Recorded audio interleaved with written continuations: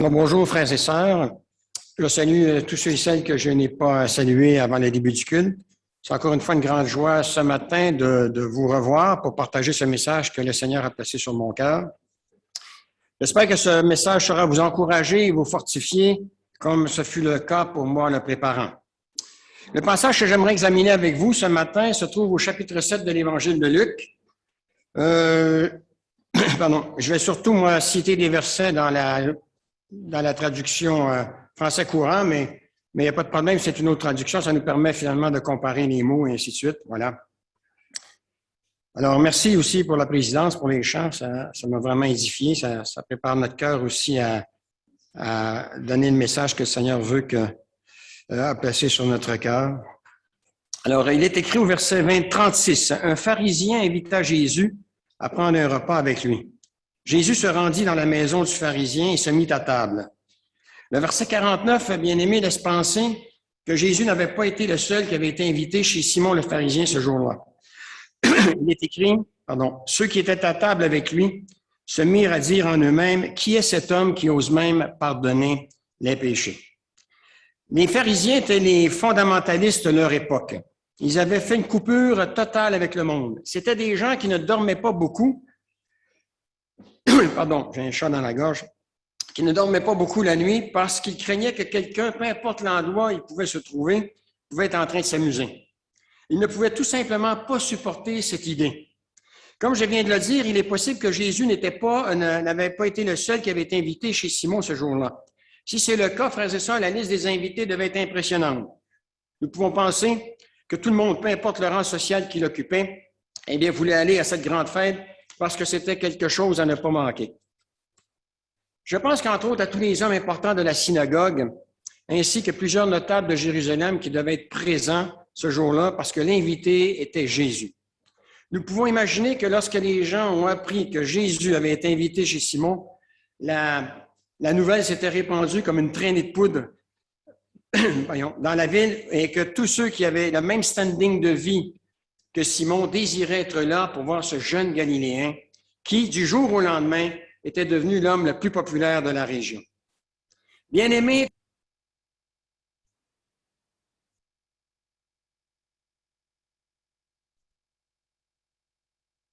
restait assis à ses pieds pendant des heures pour l'écouter parce que, disait-on, jamais personne dans le passé n'avait parlé comme lui. Sauf que cette rencontre ne se passera pas exactement comme Simon le pharisien l'avait pressenti et qu'elle ne donnera pas non plus les résultats qu'il avait prévus. Frères et sœurs, ce que nous nous apprêtons à découvrir dans le texte ce matin, ce que nous nous apprêtons à découvrir dans cette histoire incroyable, c'est non seulement un Jésus dont le cœur débordait de grâce, mais que la grâce est quelque chose qui nous étonnera toujours. Amen. Amen. J'espère, parce que si la grâce ce matin ne vous étonne pas, il faudrait peut-être regarder, nous réexaminer pour voir quel genre de relation qu'on vit avec le Seigneur ce matin. La grâce de Dieu nous étonnera toujours, bien-aimés. Toujours. Si la grâce de Dieu, si Dieu retenait sa grâce pendant 1 millionième d'un millionième, mettez les chiffres, les zéros à côté, retenez ça pendant 1 seconde, nous serions tous perdus pour l'éternité. Tous perdus pour l'éternité. Nous dépendons entièrement de la grâce de Dieu au quotidien. Ce passage devrait nous amener à réaliser non seulement que nous sommes tous impliqués dans cette histoire ce matin,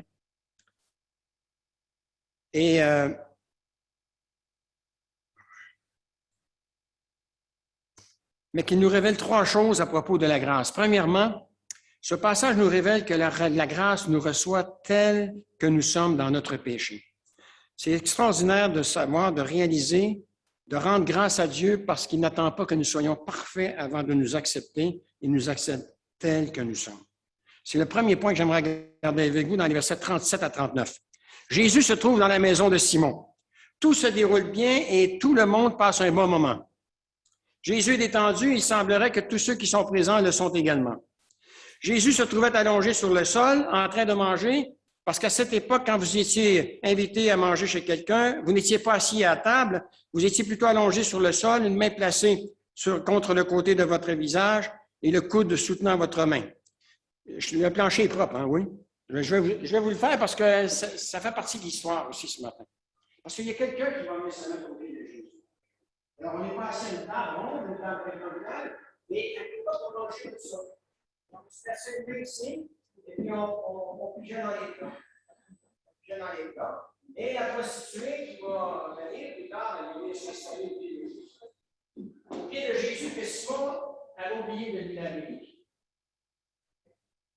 C'est important. Retenez bien ça dans cette histoire, c'est important, parce que Simon va recevoir une belle leçon dans ça. Comme je viens de le dire, l'ambiance était bonne et les invités écoutaient religieusement Jésus. Lorsque tout à coup, un silence de mort va remplir la pièce. Toutes les discussions s'étaient arrêtées, bien-aimés, et tous les yeux s'étaient retournés vers une personne qui venait soudainement de faire son apparition et qui avait réussi à mettre ou à rendre tout le monde mal à l'aise, à l'exception de Jésus. Il est écrit dans les versets 37 à 38. Il est écrit ceci. « Et voici une femme pécheresse, c'est-à-dire une femme de mauvaise réputation, qui se trouvait dans la ville, ayant appris que Jésus était à table dans la maison de Simon le pharisien, apporta un vase d'albâtre plein de parfums et se tint derrière Jésus à ses pieds. Elle pleurait, bientôt elle se mit à mouiller de ses larmes les pieds de Jésus, puis elle les essuya avec ses cheveux, les embrassa et répandit le parfum sur eux. » Frères et sœurs, imaginez la scène. Vous êtes devant une pièce probablement remplie de chefs religieux et de théologiens qui étaient venus entendre parler Jésus. Pour le dire autrement, cette pièce était remplie de gens qui se croyaient justes devant Dieu. Tout à coup, voici quelqu'un qui fait son apparition dans la pièce et dont le nom n'apparaît pas sur la liste des invités. À elle seule, non seulement cette personne venait de casser l'ambiance de la fête, mais en plus, c'était une femme et pas n'importe quelle femme parce que ce qu'elle faisait et ce qu'elle était va faire retrousser les sourcils et le menton de la grande majorité des invités. Pour éliminer tout doute dans notre esprit, Luc va prendre bien soin de la décrire. Il écrit que c'était une femme de mauvaise réputation, c'est-à-dire une femme qui vivait dans le péché et qui se trouvait dans cette ville. En fait, nous savons ce qu'elle était, n'est-ce pas, bien-aimés? C'était une prostituée, c'est-à-dire quelqu'un qui était loin d'appartenir à cette classe de gens qui se trouvaient dans cette pièce. Frères et sœurs, il est bon de se rappeler qu'à cette époque, si vous étiez un percepteur d'impôts, un berger ou une prostituée, vous étiez considérés comme étant des moins que rien. Cette femme faisait donc partie de cette catégorie de gens qui, socialement, éthiquement, spirituellement et éthiquement parlant, étaient considérés comme n'ayant aucune valeur au niveau personnel. C'est une femme qui avait atteint le fond du baril. En entrant ce jour-là chez Simon le pharisien, elle venait d'entrer dans la fosse aux lions. Elle se retrouvait, oui, je pourrais dire, au milieu de gens pour qui elle ne représentait qu'un morceau de viande prêt à être dévoré, vivante. Mais voilà, ce jour-là, bien-aimée, elle avait décidé de s'approcher de Jésus et rien ni personne ne pourrait l'en empêcher. Elle s'était dit, j'ai entendu dire que Jésus serait dans la maison de Simon aujourd'hui. Eh bien, peu importe ce que les gens peuvent penser, peu importe ce que les gens peuvent dire, je vais entrer dans cette maison pour voir Jésus. Frères et sœurs, personne n'avait à lui dire ce qu'elle était. Elle savait qui elle était et elle savait ce qu'elle était parce qu'elle savait très bien quel genre de vie elle menait. Mais voilà, si elle savait ce qu'elle était, elle savait aussi qui était Jésus. Nous aurions pu penser que le fait de se retrouver en présence de cet homme aurait pu la rendre très inconfortable. Mais frères et sœurs, à notre grande surprise, c'est Simon qui se rend mal à l'aise. Frères et sœurs, la scène que nous avons devant nous est celle d'une personne qui va manifester un amour et un dévouement extravagant à l'égard de Jésus. Il est fort probable que quelques jours auparavant, cette femme avait déjà vu ou entendu parler de Jésus, voire même l'avoir suivi dans ses déplacements, en se tenant à l'écart de la foule, en raison du métier qu'elle pratiquait finalement. Et ce que Jésus avait dit, la façon dont il l'avait dit, l'avait sûrement interpellé, au point de remettre en question non seulement sa façon de penser, mais également sa façon de vivre, et aussi d'accepter d'être lapidé si c'était là le prix à payer pour s'approcher le plus près possible de Jésus pour l'écouter parler. Lorsqu'elle va apprendre qu'il était chez Simon, elle va courir vers lui pour manifester son amour et son affection, parce que voyez-vous, quelque chose avait changé en elle. Et frères et sœurs, ça vous ramène à votre conversion. Peu importe que vous soyez né dans l'Église, peu importe que vous avez vécu dans le monde, quand on fait cette rencontre qui est unique, qui est personnelle avec Jésus-Christ, quelque chose a changé dans nos vies. Amen. Quelque chose a changé dans nos vies. Ouais. En tout cas, dans la mienne. J'espère que dans la vôtre, moi, c'était radical. Voilà. Hein? Moi, c'était radical. Quand tu viens du monde, des fois, puis le vécu que tu as eu, bon, oui, on peut dire que le Seigneur a pitié de tout le monde. Hein? Voilà, voilà. Par contre, on sait aussi qu'il n'y a personne qui n'est chrétien, donc il faut le devenir. Et ça, c'est important aussi de s'en rappeler. Mais Dieu est bon dans sa grâce. Dieu veut sauver tout le monde. Frères et sœurs, je peux seulement imaginer la première fois qu'elle avait entendu parler Jésus. Les paroles qu'elle avait entendues sortir de sa bouche étaient des paroles qu'elle n'avait jamais entendues auparavant, mais qui avaient résonné dans son cœur. Et malgré le fait qu'elle ne connaissait pas cette parole, elle en avait saisi tout son sens lorsqu'elle l'entendit clairement à travers son enseignant, lorsqu'elle l'entendit parler clairement à travers son enseignement de la grâce de Dieu. Vous imaginez cette femme, une prostituée, vous vous imaginez comment elle pouvait se sentir humainement parlant. J'ai travaillé dans le service d'aide à la famille pour l'Armée du Salut à Verviers et j'ai rencontré une fille qui venait chercher un colis alimentaire et qui faisait les vitrines à Liège. Elle passait entre 20 et 25 hommes par jour. Et je lui ai demandé comment elle se sentait. Vous savez ce qu'elle m'a répondu? Une poubelle. Une poubelle. C'est terrible quand une femme en est rendue là. Et elle souffrait d'anorexie, c'était pas pour rien. Elle avait un gros problème de valeur. Quand tu te prends pour une poubelle, t'es un déchet, quoi. T'es rien, t'es moins que rien, quoi. Et finalement, imaginez cette femme, comment elle pouvait se sentir. Comment elle pouvait se sentir. Et comment elle aurait pu être très mal à l'aise de s'approcher de Jésus. Mais quand on a entendu Jésus, celui qui s'appelle la grâce, parler de la grâce de Dieu, eh bien, il y a quelque chose qui a changé dans sa vie. Sa vie n'était plus la même. C'était plus la même personne. Pardon.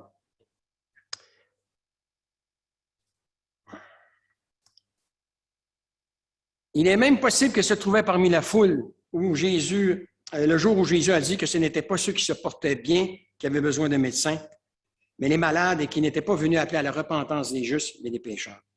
Frères et sœurs, Simon le pharisien en avait assez vu. Il devait sûrement avoir de la difficulté à se contenir. Il devait se dire en lui-même, mais comment cette fille de rue a-t-elle pu oser entrer dans ma maison et se permettre de perturber ce repas? Comment a-t-elle pu oser me faire ça à moi? Luc écrit au verset 39 que lorsque le pharisien qui avait invité Jésus vit cela, il se dit en lui-même, si cet homme, Jésus, si Jésus était vraiment un prophète, il saurait qui est cette femme qui le touche et ce qu'elle est. Il saurait que cette femme était une pécheresse. Bien-aimé, ce que Simon ne savait pas, c'est que non seulement Jésus savait très bien qui elle était, mais il savait également quelle sorte de pécheresse elle était. Frères et sœurs, puis je me permets de vous dire ce qui est vraiment tragique dans cette histoire, c'est que Simon n'avait pas encore compris quel était le problème ici. Le problème n'était pas que cette femme était une pécheresse et que Jésus ne le savait pas. Le vrai problème, bien-aimé, n'était pas là. Le vrai problème était que Simon était un pécheur et que lui ne le savait pas. C'était là où se trouvait le vrai problème. Jésus savait qu'elle était une pécheresse, cette femme savait qu'elle était une pécheresse, tandis que Simon ne savait pas qu'il était un pécheur. Bien-aimé, d'où vient cette idée chez certains chrétiens que le péché nous disqualifie de bénéficier de la grâce de Dieu? Comment certains sont-ils arrivés à penser ainsi? Et pourquoi serait-il ainsi avec Dieu?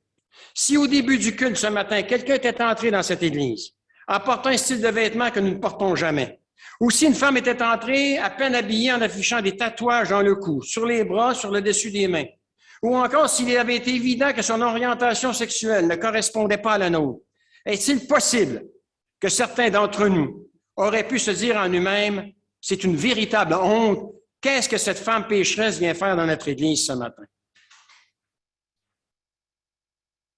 D'où vient cette idée chez certains chrétiens bien-aimés que le péché nous disqualifie de bénéficier de la grâce de Dieu? Bien-aimés, nous ne devons jamais oublier ceci, que le péché est la seule chose qui nous qualifie pour pouvoir bénéficier de la grâce de Dieu. Jésus n'est pas venu pour les justes, il est venu pour les pécheurs. Et la grâce de Dieu, elle s'adresse à ceux qui reconnaissent qu'ils sont pécheurs. Amen. C'est important, c'est très important. Frères et sœurs, nous devrions souhaiter que nos églises soient remplies de gens qui ne croient pas ce que nous croyons, qui ne voient pas, qui ne voient pas les choses comme nous les voyons, qui pensent que la Bible n'est qu'un recueil de contes de fées, et qui croient qu'ils vont bien, s'ils vont bien, que tout va bien dans ce monde, au point de nous dire non seulement qu'ils ne croient pas ce que nous croyons, mais qu'ils ne croient pas une seule minute que Jésus est ressuscité des morts. Aurions-nous oublié, frères et sœurs, la raison pour laquelle nous devrions désirer que nos églises soient remplies de ces personnes? C'est parce que c'est une des principales raisons pour laquelle le Seigneur Jésus a laissé son Église sur la terre. Chercher et sauver ceux qui sont perdus. Frères et sœurs, il est important que nous saisissions bien cette vérité. Vous n'abandonnez pas votre péché pour recevoir ensuite la grâce de Dieu. Vous devez d'abord recevoir la grâce de Dieu afin de recevoir la puissance dont vous avez besoin pour abandonner votre péché. C'est pas le contraire. Je répète, vous n'abandonnez pas votre péché pour recevoir ensuite la grâce de Dieu. Vous devez d'abord recevoir la grâce de Dieu afin de recevoir la puissance dont vous avez besoin pour abandonner cette vie de péché. Cette prostituée savait qui elle était quand elle est entrée dans la maison de Simon, le pharisien. Jésus savait non seulement ce qu'elle était quand elle est entrée dans la maison de Simon le pharisien, mais il savait aussi qu'elle viendrait dans la maison de Simon le pharisien ce jour-là. Me croiriez-vous si je vous disais que c'était probablement la principale raison pour laquelle il avait accepté de prendre ce repas chez Simon ce jour-là? Étant Dieu fait homme, il savait qu'elle mettrait les pieds dans la maison de Simon le pharisien ce jour-là. Bien-aimés, si dans ce premier temps, ce passage nous révèle que la grâce nous reçoit dans notre péché tel que nous sommes, dans un deuxième temps, ce passage nous révèle que la grâce de Dieu nous sauve de notre péché. Amen. Versets 44 à 48. Avant de revenir à notre texte, permettez-moi de vous dire ce que Jésus s'apprête à faire ici. Il s'apprête à répliquer de façon cinglante à Simon le pharisien, parce que Simon l'ignore peut-être, mais il va se faire complètement avoir par l'arrivée de cette prostituée. Il va se dévoiler lui-même en démontrant qu'il n'a jamais, au grand jamais, goûté à la grâce de Dieu. Ce jour-là, Jésus va enseigner quelque chose à Simon. Il sait que Simon est tellement convaincu qu'il est juste aux yeux de la loi, et Jésus étant lui-même la vérité, va juste se contenter de lui révéler une simple vérité, bien-aimé. La religion ne sauve personne. C'est-à-dire, la loi ne sauve personne. Paul le dit lui-même qu'il a obéi parfaitement à la loi. Et il dit ceci dans Romains chapitre 3, verset 23, « Personne ne sera reconnu juste. » Je vais le lire en français courant parce que c'est tellement clair. « Personne ne sera reconnu juste devant Dieu pour avoir accompli ce qu'ordonne la loi. La loi permet seulement à l'homme de savoir, de réaliser qu'il est pécheur ou qu'il a péché. La loi ne sauve personne. Et il y a beaucoup de gens qui sont dans le faire plutôt que dans le être. Le faire, c'est la religion. Le être, c'est marcher par la grâce de Dieu. À chaque matin, je me présente devant le trône de la grâce. Et si j'ai quelque chose à confesser, le Saint-Esprit me met à cœur de confesser un péché, je le confesse, c'est pardonné. La repentance, c'est pardonné. Et puis, on passe sur une nouvelle base dans la journée. Bien-aimés, j'espère que vous ne m'en voudrez pas, mais il ne faut pas tomber dans le piège de condamner trop rapidement Simon le pharisien. La religion évangélique, ça existe aussi. Il y a des gens qui pensent que parce qu'ils sont nés dans l'Église, qu'ils sont chrétiens. Il y a des gens qui prennent la Sainte Seine le dimanche, ils ne devraient pas la prendre parce qu'ils ne sont pas en règle avec le Seigneur.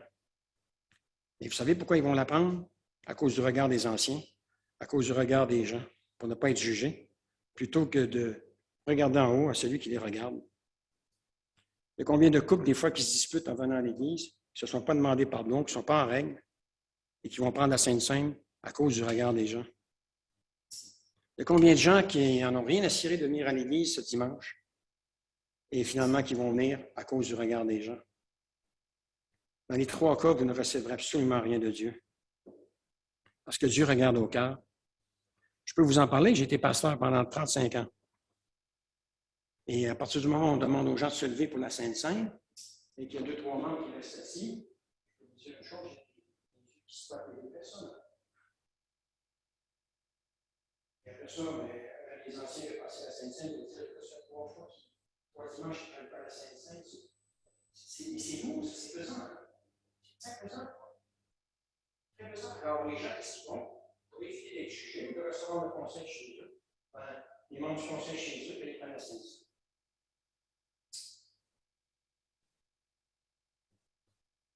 Il y a une dame à l'église qui avait voulu, je ne vous dirai pas dans quelle église, qu'à ce moment-là, il y a une dame de l'église qui vient me trouver un jour, elle dit, écoutez, mon garçon de 11 ans, j'aimerais qu'il se fasse baptiser. J'ai dit, 11 ans? Oh, écoute, il n'y a pas d'âge, hein? La femme de Billy Graham, elle est convaincue qu'elle est née de nouveau à l'âge de 4 ans. Elle avait compris parfaitement l'Évangile, elle savait qu'elle était une pécheresse, que ça mourait, ça en allait en enfer le lendemain. Elle était très claire, sa conscience était vraiment réveillée. Alors, elle vient me voir, je dis, j'ai dit oui, j'ai dit, c'est pas la tradition d'église de baptiser aussi jeune, mais j'ai dit, moi, il n'y a pas de problème, je vais le questionner, puis si je vois qu'il a vraiment vécu une expérience avec le Seigneur, il n'y a pas de problème, ils n'auraient même pas besoin de le questionner, il est né au monde chrétien. Ah ben là, j'ai posé des questions. Hein. Et finalement, j'ai pris un temps avec lui, parce que moi, je demandais 3 choses dans les baptêmes, dans les préparations au baptême. Raconte-moi ta vie avant de rencontrer Jésus. Donne-moi le moment où tu as rencontré Jésus, et dis-moi après ça, qu'est-ce que ça a changé dans ta vie? Et le petit garçon, il avait 11 ans, il était pris avec un péché très grave. Il baignait dans la pornographie sur son ordinateur dans sa chambre, à l'insu de sa mère. Par la grâce de Dieu, écoutez, je n'ai pas dit la raison pour laquelle je retardais le baptême à la maman, mais on a travaillé ensemble et tout ça. Et puis, à l'âge de 17 ans, il s'est converti, il s'est détourné de ses mauvaises voies. Et puis, il a réussi à remporter la victoire là-dessus. Et puis, remettre sa vie en main du Seigneur. Et puis, c'est un grand privilège pour moi de le baptiser. Mes frères et sœurs, la religion évangélique, ça existe aussi. Il faut pas condamner personne. Il ne faut pas juger les autres. Mes frères et sœurs, ça existe aussi. Voilà. Alors, j'espère que vous ne m'en voudrez pas pour cette petite parenthèse. Remarquez maintenant de quelle manière Jésus va s'y prendre pour expliquer la différence qui existe entre Simon le pharisien et cette prostituée. Il est écrit au verset 44 qu'il va se tourner vers la femme tout en disant, Simon, vois-tu cette femme? Simon va répondre, oui, je la vois, je suis entré dans ta maison. Simon, et tu ne m'as même pas donné d'eau pour laver mes pieds. Mais elle, Simon, elle les a mouillés de ses larmes et elle les a essuyés avec ses cheveux. Simon, tu ne m'as pas reçu en m'embrassant quand je suis arrivé. Mais elle n'a pas cessé de m'embrasser les pieds depuis que je suis entré dans ta maison. Simon, tu n'as pas répandu d'huile sur ma tête, mais elle, Simon, elle a répandu du parfum sur mes pieds. Bien-aimé, vous savez ce que Jésus vient de faire ici? Comme un bon boxeur, il vient juste d'envoyer Simon au tapis. Il nous est si difficile de comprendre ce qui se passe ici, mais si vous vous reportez à la tradition culturelle qui existait à l'époque de Jésus et qui est d'ailleurs toujours la même aujourd'hui au Moyen-Orient, l'hospitalité était quelque chose et demeure toujours quelque chose de sacré. Au Moyen-Orient, vous avez non seulement la responsabilité culturelle d'accepter un étranger dans votre maison, mais vous aviez aussi la responsabilité culturelle de nourrir cet étranger et de le loger chez vous si celui-ci n'avait aucun autre endroit où aller. Tous ceux qui étaient présents dans cette pièce connaissaient cette règle sacrée et ils avaient très bien compris le point que Jésus est en train de soulever ici. Il devait y avoir une énorme tension dans la pièce, non seulement à cause de ce qui venait de se passer, mais à cause de ce qui ne s'était pas passé. Permettez-moi encore une fois de revenir quelque peu en arrière. Jésus s'était présenté chez Simon. Simon l'avait invité à manger. Jésus avait franchi le seuil de la maison et quand il est entré dans cette maison, toutes les courtoisies culturelles qu'un invité s'attendait à recevoir avaient été bafouées. Par exemple, lorsque vous invitiez quelqu'un chez vous, le message d'accueil habituel, c'était de lui donner un baiser sur la joue, voire même sur les 2 joues. Si vous ne l'embrassiez pas sur une joue ou sur les 2 joues et que vous ne lui laviez pas les pieds, ce que vous étiez en train de lui dire en réalité, c'est qu'il n'était pas nécessairement le bienvenu chez vous. Et que si vous l'aviez invité, c'est parce que vous étiez senti obligé de l'inviter. Par la suite, la personne invitée allait s'asseoir sur un tabouret autour d'un canapé en forme de U. Ensuite, avant de l'inviter à participer au repas, on lui lavait les mains en utilisant un mélange d'eau et d'huile d'olive. Si vous vouliez vraiment honorer votre invité, vous lui laviez vous-même les pieds et les mains. Et si vous pensiez que vous étiez une personne trop importante pour faire cela, par exemple comme Simon le pharisien, vous faisiez venir un de vos serviteurs pour lui demander d'effectuer cette tâche à votre place. Cette tâche devait toujours être accomplie avant de manger parce que si vous ne le faisiez pas, Eh bien, votre invité mangeait en ayant les mains impures et selon les règles établies. Il était alors considéré comme étant lui-même impur. Et ce qui concerne Jésus, non seulement personne ne s'était proposé pour lui laver les mains et les pieds, mais personne ne lui avait donné le baiser de bienvenue. De plus, Simon n'avait pas montré, même pas montré à Jésus un seul signe qu'il était le bienvenu dans sa maison. En agissant ainsi, bien-aimé, Simon montrait qu'il avait autant de mépris pour Jésus qu'il en avait pour la prostituée. Plutôt que d'honorer Jésus comme son invité avec les courtoisies habituelles, il l'avait traité avec mépris. Simon était religieux, il aimait pratiquer sa religion construite sur des œuvres, mais il ne ressentait aucun amour pour Jésus, c'est-à-dire même pour son prochain. La femme aimait tellement Jésus qu'elle a osé franchir toutes les lignes, entre guillemets, socialement acceptables ou non, pour le lui montrer. Elle va faire à Jésus ce que Simon le pharisien n'avait pas fait. Elle va mouiller de ses larmes les pieds de Jésus qui n'avaient pas été lavés par Simon. Puis elle va essuyer avec ses cheveux et les embrasser par là, montrant par là qu'il était le bienvenu dans sa vie. Puis elle va répandre du parfum sur eux, montrant ainsi que sa façon de vivre avait changé. Qu'est-ce qui avait transformé cette femme, la vie de cette femme, au point de l'avoir aussi transformée? Ses péchés avaient été pardonnés. Vous savez comment je me suis converti? J'ai rencontré un chrétien évangélique qui a osé s'ouvrir la bouche un jour. Et puis, il a posé toutes sortes de questions. Et moi, avec mon ancienne religion, je répondais, j'avais appris mon catéchisme par cœur parce que je fais partie de cette époque. Et j'ai répondu à ces questions pendant 2 heures à travers mon catéchisme. Et il m'a posé la question suivante. Écoute, un jour, Jacques, tu vas mourir. J'ai dit, c'est vrai, tout le monde meurt. Et tu vas comparaître devant Dieu. J'ai dit, c'est vrai, ma religion m'a enseigné ça. Okay? Et il va te poser une seule question. Qu'as-tu fait de mon fils Jésus-Christ tout le temps que tu étais sur la terre? Moi, j'ai déjà fait de la boxe à l'époque. J'ai déjà reçu des bons coups. À un moment donné, dans mon pantalon, ça se promenait tout partout. J'essayais de réussir pour pas qu'il voit que j'avais été vraiment fait. Pour la première fois de ma vie, quand on était dans sa salle à manger, j'ai vu un trou s'ouvrir devant moi. C'est spirituel, hein, je l'ai vu. Il s'ouvrait devant moi, et l'abîme sans fond, j'étais en train de tomber, je me voyais comme ça pour m'accrocher. La panique, vous savez pourquoi, pour la première fois de ma vie, j'étais confronté à l'éternité, et ma religion n'était pas capable de me donner une réponse où je pensais à l'éternité. Moi, j'ai commencé comme ça. Ça m'a pris 5-6, j'étais une tête dure, hein, ça m'a pris 5-6 chrétiens. Je savais qui me plaçait sur mon chemin. Et ça m'a pris 5-6 chrétiens qui m'ont parlé, qui m'ont en rajouté un petit bout, pour me faire entrer dans une église, m'inviter dans une église une journée. Et puis après la 3e fois que je suis allé à cette église-là, bien, il y a eu un appel au salut et j'ai pris une décision pour le Seigneur. Mes frères et sœurs, c'est quand vous recevez le Seigneur Jésus-Christ dans votre vie, il y a quelque chose qui vient s'installer ici. Par son esprit, le Seigneur Jésus vient s'installer dans notre vie. On peut arriver qu'il y ait des moments de dépression, on peut arriver qu'il y ait des moments de défaillance, il peut arriver toutes sortes de choses. On a juste à regarder Élie, on a juste à penser à David quand on regarde les psaumes.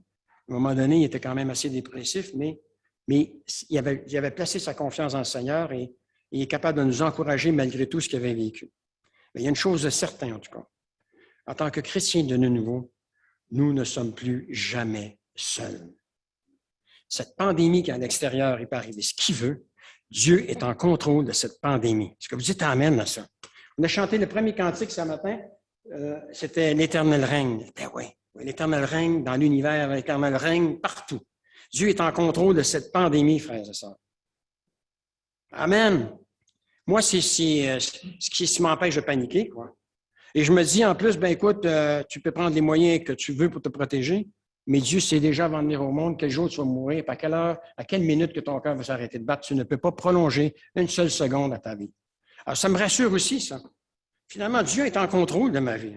Dieu contrôle toutes choses, frères et sœurs. Ça devrait nous rassurer aussi. Ça ne veut pas dire qu'on doit être négligent, là, qu'on se promène partout, puis qu'on essaie d'attraper le COVID pour montrer qu'on est chrétien, puis ça ne nous dérangera pas. Ce n'est pas ce que je suis en train de dire.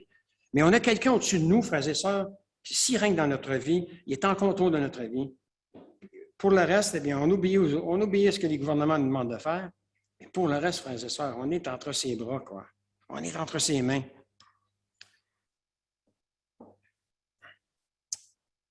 Bien-aimés, nous savons que pour remettre quelqu'un à sa place, Jésus savait comment s'y prendre. C'est alors qu'il va prononcer ces paroles qui vont assommer Simon. Verset 47. Écoutez ce que Jésus dit. C'est pourquoi je te le déclare, le grand amour qu'elle a manifesté prouve que ses nombreux péchés ont été pardonnés. Mais celui à qui on pardonne peu et ne manifeste que peu d'amour, sous-entendant comme toi, Simon. Simon n'avait aucun amour pour son prochain. Me, myself and I. Je, moi, c'est ce qui compte dans la vie. Mon prochain, j'en ai rien à cirer. Heureusement que le Seigneur n'avait pas cette philosophie-là. Hein? Il nous a regardé du haut du ciel, il a dit, débrouillez-vous avec vos problèmes.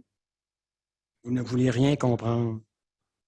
Frères et sœurs, Jésus lui dit, mais celui à qui on pardonne peu et ne manifeste que peu d'amour, sous-entendant comme toi, Simon, incapable de pardonner à qui que ce soit. Frères et sœurs, c'est tellement important ce qui se passe ici. Cette prostituée ne lui avait pas lavé les pieds, ni embrassé les pieds, ni oint de parfum dans l'espoir de recevoir le pardon des péchés. C'était l'inverse. La raison qui l'avait poussée à laver les pieds de Jésus, à les embrasser et à répandre du parfum sur ses pieds, c'est parce qu'elle avait déjà été pardonnée quelque temps auparavant. Et elle va montrer son attachement au Seigneur en accomplissant la tâche qui était normalement réservée à un esclave. Celle de laver les pieds d'un invité. Quelle humilité, n'est-ce pas? Quelle humilité! Quel esprit d'humilité! Cette prostituée avait compris, avait saisi ce que Jésus avait fait pour elle. Et comme il le faisait toujours, il n'avait pas balayé, son péché sous le tapis, encore moins agi comme si son péché n'existait pas. Il s'en était occupé. Son péché avait été pardonné et sa vie avait été transformée. Comment savons-nous que sa façon de vivre a changé? Le flacon de parfum, frères et sœurs. Il faut connaître ce que les prostituées faisaient à l'époque. Le flacon de parfum qui lui servait d'instrument dans son ancien métier pour charmer les hommes n'était plus nécessaire pour elle. Plutôt que de s'en mettre sur elle afin de se rendre plus attirable et plus désirable, elle va montrer qu'elle s'était réellement repentie, en le déversant sur les pieds de Jésus. Elle avait pris ce qu'elle utilisait auparavant pour vivre dans le péché, et elle va le répandre sur les pieds de Jésus, manifestant par ce geste une vraie repentance qui amène intérieurement un véritable changement de cœur et qui extérieurement amène un véritable changement de comportement. Ça, c'est la nouvelle naissance. Cette femme, elle était née de nouveau. Jésus va alors dire à la femme au verset 48, « Tes péchés sont pardonnés. » Bien-aimé, une simple déclaration comprenant 4 mots, « Tes péchés sont pardonnés. » Et qui, dans la pratique, nous montre une vie transformée maintenant et pour l'éternité. Amen. Oh, vous ne m'encouragez pas trop, là. Amen. Ah, parfait. Permettez-moi de vous poser une autre question. Ne pensez-vous pas que cette prostituée n'avait pas un jour rêvé d'entendre quelqu'un lui dire « Tes péchés sont pardonnés ». Pourtant, pour la première fois de sa vie, non seulement elle avait entendu ces paroles, mais elle les avait entendues de la seule personne dans tout l'univers qui avait l'autorité de lui citer ces paroles et faire en sorte que cela devienne une réalité dans sa vie. Au moment où ces paroles sont sorties de la bouche de Jésus, il était en train de lui dire, « Mon enfant, quand je te dis que tes péchés sont pardonnés, tes péchés sont vraiment pardonnés, parce que cela fait partie du miracle que produit la grâce dans la vie de quiconque veut recevoir cette grâce qui vient de Dieu seul. » Bien-aimés, non seulement la grâce nous reçoit dans notre péché, c'est-à-dire qu'elle nous reçoit tel que nous sommes, mais elle nous sauve de nos péchés, faisant en sorte que nous devenions une autre personne, c'est-à-dire quelqu'un qui naît de nouveau et que nous passons de la mort à la vie pour devenir une nouvelle créature dans notre union avec Jésus-Christ. Moi, j'ai 72 ans. Ça fait 37 ans que j'ai accepté le Seigneur. Mais pour moi, là, j'ai 37 ans. Voilà. La première partie de ma vie, là, Jacques Hudon, il est mort. Ce vieux Jacques Hudon-là, il est mort. Maintenant, le nouveau Jacques Hudon, Jésus-Christ, il a 37 ans. Et j'espère que c'est la même chose pour vous. Il y en a que c'est plus d'années que moi. Il y en a que c'est moins. Mais dans le Seigneur, là, hein, c'est vrai, hein, on se sent, je ne sais pas, il me semble qu'on se flotte, on se sent bien, quoi. Pardon. Frères et sœurs, c'est là le miracle que vit quiconque reçoit la grâce de Dieu. Il devient une nouvelle personne, les choses anciennes sont passées, voici, toutes choses sont devenues nouvelles.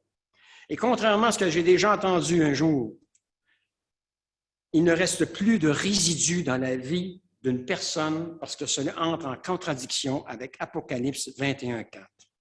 La nouvelle naissance, bien-aimés, la nouvelle naissance, peu importe les abus que vous pouvez avoir vécus dans votre ancienne vie, Dieu n'est pas là pour mettre une patch sur la cicatrice. Dieu est là pour effacer la cicatrice. Vous êtes une nouvelle personne. Celle qui a été victime de toutes sortes d'abus dans son passé, elle est morte. Il y a un nouveau Jacques Hudon. Frères et sœurs, je ne rentrerai pas dans les détails. Il n'y a rien d'édifiant, puis il n'y a rien de valorisant à raconter ses péchés. J'ai subi tous les abus possibles. J'étais un cas, moi, de soins psychiatriques, frères et sœurs. Mais quand j'ai accepté le Seigneur Jésus, je l'ai reçu dans ma vie, fini. Fini. J'ai pas le goût de retourner en arrière. J'ai pas le goût d'aller dans d'autres directions qui sont opposées à celles du Seigneur. Frères et sœurs, je suis une nouvelle personne en Jésus-Christ. Toutes les choses anciennes que j'ai vécues sont passées. C'est terminé. Frères et sœurs, j'ai deux choix. Soit que je vais en thérapie, ou bien que je crie après Dieu pour qu'il me délivre, et j'ai crié après Dieu pour qu'il me délivre, et j'ai été délivré. Voilà. Voilà. Et Jésus est encore capable d'accomplir ses miracles aujourd'hui. Amen. Oh, c'est pas fort, ça, non? Ah, je vais tourner le micro vers vous. Peut-être c'est ça. Peut-être ça. T'en penses, Luc? Okay. À chaque fois que vous entendez ces mots, vos péchés sont pardonnés, vous pouvez avoir la certitude qu'ils sont pardonnés, parce que c'est celui qui personnifie la grâce qui l'a dit. Et le seul qui peut vous amener à douter que vous êtes pardonné, c'est le diable, c'est l'adversaire de nos vies, c'est l'adversaire de nos âmes.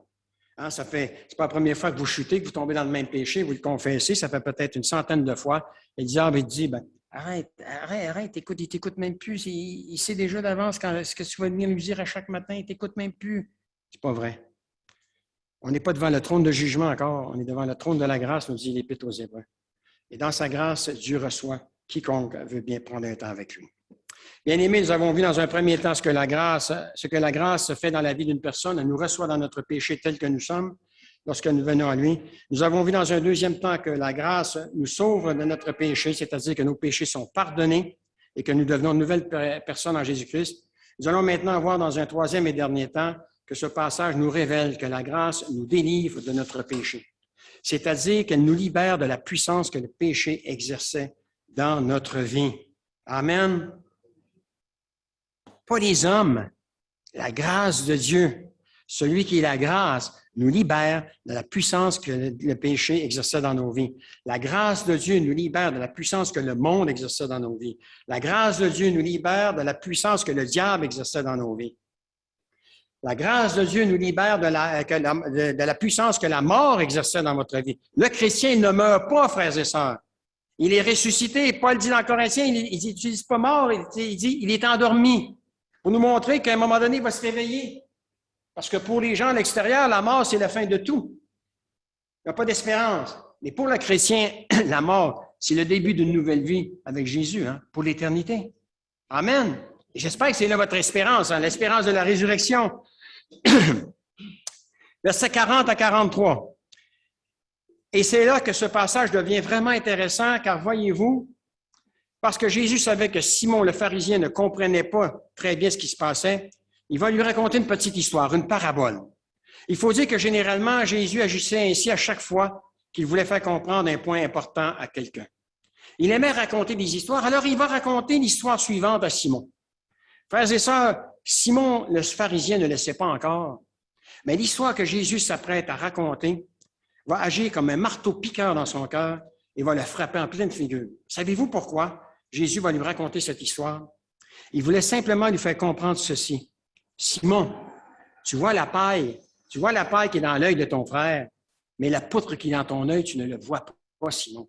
Lorsque tu accepteras d'ôter la poutre de ton œil, tu verras alors assez clair pour ôter la paille qui se trouve dans ton œil, Simon. Et Jésus va lui raconter cette histoire à partir des versets 40 à 42. Simon, j'ai quelque chose à te dire. Simon répondit, parle, maître, parle. Bien-aimé, Simon est sur le point de découvrir que Jésus est vraiment un prophète parce que non seulement il savait quel genre de femme l'avait touché, mais il savait aussi quel genre d'homme était assis en face de lui. Il savait surtout que les deux étaient des pécheurs. Et Jésus dit, 2 hommes devaient de l'argent à un prêteur. L'un devait 500 pièces d'argent et l'autre 50. Comme ni l'un ni l'autre ne pouvaient le rembourser, il leur supprima leur dette à tous les deux. Jésus va maintenant poser une question toute simple à Simon, verset 42. Et c'est simple, très simple. Lequel des deux l'aimera le plus? Simon, c'est intelligent, Simon. Lequel des deux va l'aimer le plus? Frères et sœurs, y a-t-il quelqu'un ce matin dans cette salle qui écoute le message et qui ne puisse pas répondre à cette question? Tout le monde peut répondre à cette question, n'est-ce pas? Ce que je veux dire, c'est pas difficile, c'est une question dont la réponse est facile. Et pourtant, mine de rien, cette question est en train d'achever Simon le pharisien. Remarquez ce que Simon va répondre parce que c'est une autre partie amusante de l'histoire. Simon répond au verset 43. Celui, je pense, auquel on lui a plus remis. Je pense, répondit Simon. Bien-aimé, les pharisiens avaient la réputation d'être très, très radins. Jésus aurait pu lui dire, arrête Simon, tu ne penses rien, tu ne supposes rien, tu connais très bien la réponse parce que tu connais très bien la valeur de l'argent. Il va simplement se contenter de lui dire ceci, tu as bien jugé. Parce que Jésus n'était pas là pour partir une polémique, il était là pour essayer de faire en sorte que par la grâce de Dieu, le cœur de cette personne puisse être touché. Frères et sœurs, c'est une bonne leçon pour nous quand on évangélise. On n'est pas là pour chercher la polémique, pour avoir raison. On est là pour partager ce que nous avons reçu de la grâce de Dieu, le partager aux uns aux autres. Quel lien y a-t-il maintenant entre cette parabole et la femme et quel est le but que Jésus vise ici en racontant cette parabole? L'histoire est très simple. L'histoire est très simple. Elle nous met en présence de deux hommes qui doivent tous les deux de l'argent à un prêteur. Le premier doit 10 fois ce que l'autre doit, c'est-à-dire 3 années de salaire à ce moment-là. Et ce qu'ils ont tous les deux en commun, c'est que ni l'un ni l'autre ne peut rembourser leur dette. Je pense que Simon devait commencer à voir où Jésus voulait en venir, mais il n'était pas prêt à admettre qu'il était un aussi grand pécheur que cette femme et que lui aussi avait besoin de voir son péché être pardonné. Voilà pourquoi il a répondu à la question de Jésus, que c'est celui à qui on avait remis la plus grosse dette qui serait le plus reconnaissant. Bien-aimé, le cœur de Simon était encore très endurci parce que la pratique de sa religion était un énorme barrage routier qui résistait à la grâce. Frères et sœurs, Simon représente celui qui fait des œuvres pour gagner son ciel, tandis que la femme représente celui ou celle qui s'est sauvée par la grâce de Dieu. Il est tellement difficile pour celui qui fait toutes sortes d'efforts pour gagner son ciel, comme Simon le pharisien, d'aimer les pécheurs qui reçoivent gratuitement de Dieu ce que lui dépense comme énergie pour gagner la faveur de Dieu. Je vais répéter, c'est important. Il est tellement difficile pour celui qui fait toutes sortes d'efforts pour gagner son ciel, comme Simon le religieux, d'aimer les pécheurs qui reçoivent gratuitement de Dieu ce que lui dépense comme énergie à chaque jour pour gagner la faveur de Dieu. Bien-aimés, les religieux comme Simon n'apprécient pas la grâce. Ils vivent en se comparant à ceux qui sont pires qu'eux. Et ils se réjouissent et se satisfont en se disant qu'ils ne sont pas des pécheurs comme eux. Le chrétien né nouveau, la seule personne avec qui il peut se comparer, c'est avec celui qui est mort sur la croix, ressuscité pour nos péchés. À partir de là, il ne se sentira jamais supérieur à personne. Quand il regarde à la croix, il dit encore, Seigneur, j'ai encore des croûtes à manger. Merci pour la grâce que tu m'accordes jour après jour. Seigneur, à chaque fois que je me lève, je ne suis pas digne que tu prennes soin de moi aujourd'hui. Mais dans ta grâce, Seigneur, je sais que tu es présent dans ma vie. Tu es là parce que tu l'as promis. Je serai tous les jours avec vous, et ce, jusqu'à la fin du monde. Bien-aimés, les religieux,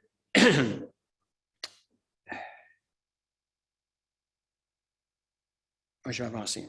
Frères et sœurs, ce que Jésus est en train de dire à Simon ici, il est en train de le rappeler à nous tous aujourd'hui.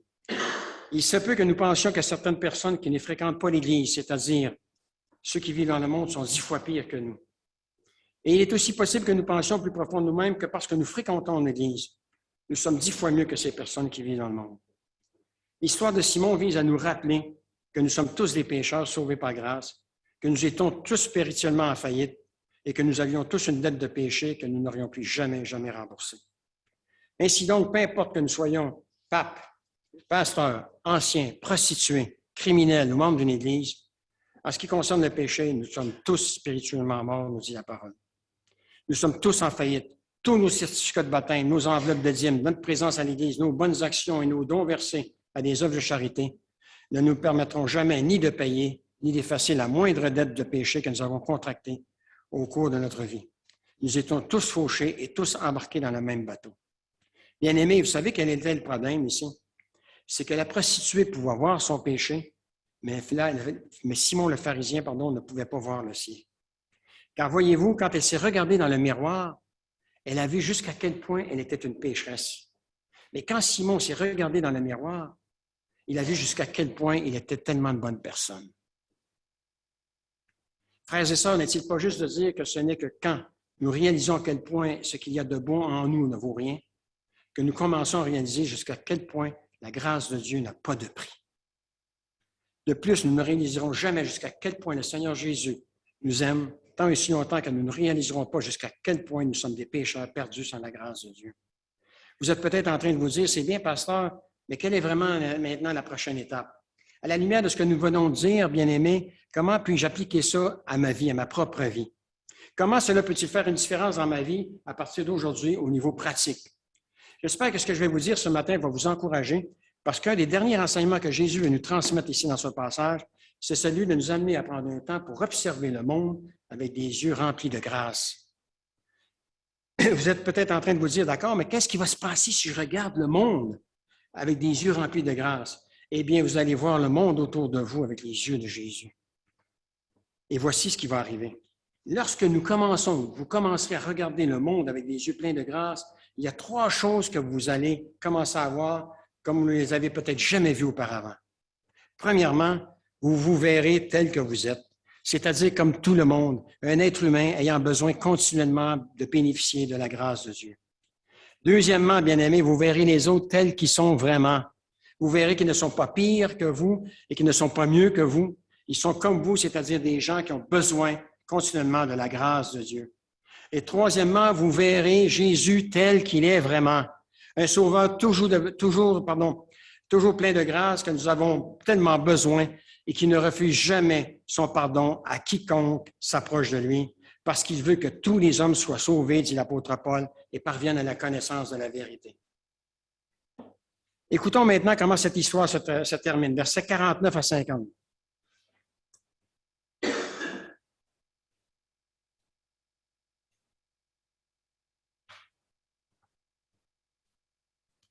Ceux qui étaient à table avec lui se mirent à dire en eux-mêmes, « Qui est cet homme qui ose même pardonner les péchés? » Jésus savait ce qu'ils pensaient. Il ne veut même pas prendre la peine de leur répondre et encore moins rigoler avec eux. Il va dire à la femme, « Ta foi t'a sauvé, va en paix. » Frères et sœurs, j'ai presque terminé. J'espère ne pas offenser personne dans ce que je vais dire maintenant. Ce que Jésus nous enseigne aujourd'hui, c'est ceci. Que nous soyons quelqu'un qui respecte la loi, qui désobéit la loi. Nous avons tous les deux besoin de la grâce de Dieu.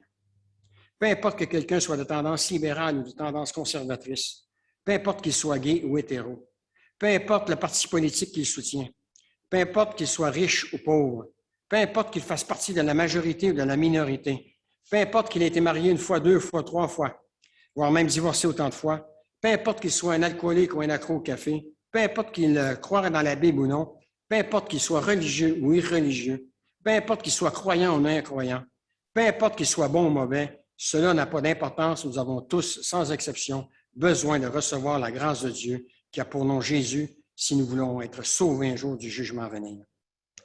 Bien-aimés, Dieu nous a révélé sa grâce, nous dit Paul dans Tite, source de salut pour tous les hommes dans la personne de Jésus-Christ. Cette femme, et cette grâce ne s'est pas limitée à la venue du Fils de Dieu sur cette terre pour apporter l'amour à ceux qui méritaient le jugement. Pour que la grâce puisse nous apporter le salut et nous enrichir, l'auteur de l'Épître aux Hébreux écrit que le Seigneur devait encore passer par la mort sur la croix. Il dit ceci, « Par contre, en Jésus, nous voyons celui qui a été pour un peu de temps abaissé au-dessous des anges, et maintenant, à cause des souffrances et de la mort qu'il a endurée, nous le voyons maintenant couronné de gloire et d'honneur, car cette mort, il devait, par la grâce de Dieu, en éprouver l'amertume pour tous. Ainsi, bien-aimé, Jésus a-t-il suivi le chemin difficile qui conduit à Jérusalem et ensuite à Golgotha. Et là, sur la croix, celui qui personnifie la grâce de Dieu, que nous adorerons éternellement, s'est manifesté d'une manière parfaite envers nous qui étions des pécheurs, voire même des ennemis de Dieu, écrit l'apôtre Paul dans Romains 5:10. Bien-aimés, en terminant, remercions Dieu d'avoir envoyé sur la terre celui qui personnifie sa grâce, le Seigneur Jésus, mort pour nos péchés, ressuscité pour nous accorder la vie éternelle et qui revient bientôt chercher ceux qui ont goûté à la grâce. Frères et sœurs, Je ne suis pas un apocalypticien, mais quand on regarde ce qui se passe à l'extérieur, j'ai rien contre les vaccins. La prochaine étape, ce sera peut-être d'obliger les gens à avoir la puce. Psychologiquement, on est en train de préparer partout dans le monde entier, c'est mondial, les gens.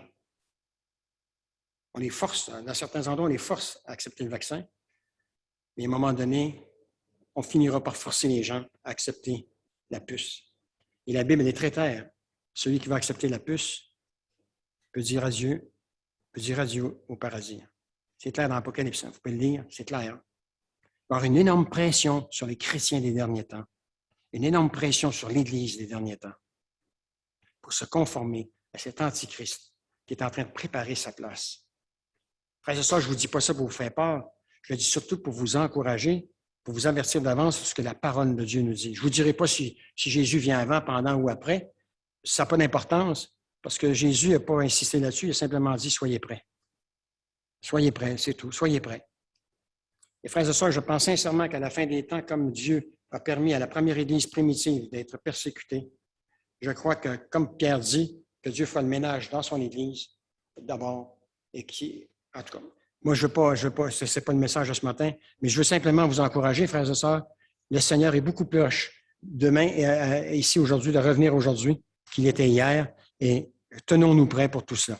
Maintenant, je ne critique pas nos gouvernements font ce qu'ils peuvent avec les moyens qu'ils ont, mais frères et sœurs, je suis convaincu que le Seigneur Jésus est à la porte, qu'on est peut-être la dernière génération de chrétiens à vivre sur cette terre dans l'Église de Jésus-Christ telle qu'on la connaît présentement. Que le Seigneur vous bénisse abondamment. Je vais terminer par la prière avant de céder la parole à notre frère Luc. Père Céleste, quel sacrifice incroyable que par le sacrifice de Jésus, notre salut est une chose assurée. Merci d'avoir envoyé Jésus pour être offert en sacrifice pour moi et pour le reste du monde. Merci de nous avoir accordé la grâce suffisante pour t'aimer et te servir en nouveauté de vie et en pureté d'esprit. Seigneur, dans notre union avec Jésus, accorde-nous la capacité de partager l'Évangile de la grâce, c'est-à-dire tout ce qui concerne la vie nouvelle qui se trouve en Jésus à notre prochain, et de marcher dans tes pas pour que tu sois glorifié, et ce jusqu'à ce que tu nous rappelles à toi. C'est ce que je te demande au nom de Jésus. Amen.